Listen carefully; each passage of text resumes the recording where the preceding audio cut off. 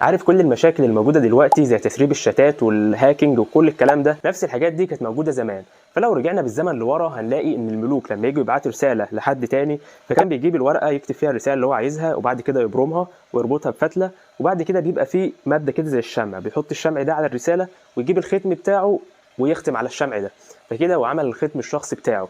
وبعد كده بياخد الرساله يبعتها للملك التاني.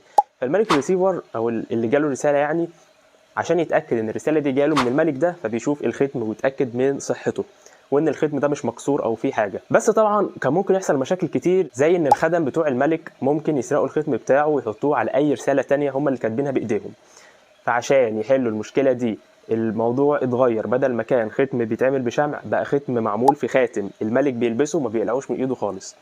فالموضوع هنا امانه زاد. وزال برضو كان في مشاكل كتير ممكن تحصل، بس هم كل فتره كانوا بيامنوا، زي ان الرسائل في شخص معين بيوديها والشخص ده لازم هو اللي يسلمها وحاجات زي كده. فلو جينا لدلوقتي هتلاقي نفس المشاكل بتحصل في التكنولوجيا وكل الكلام ده، وبدانا ان احنا نحل المشاكل دي باستخدام الباسورد هاش والسالت والحاجات اللي تامن الاكونتات بتاعتنا من السرقه والشتات بتاعتنا برضو. وبس كده، لو عجبك الفيديو ده متنساش تعمل لي فولو عشان انزل محتوى اكتر. سلام.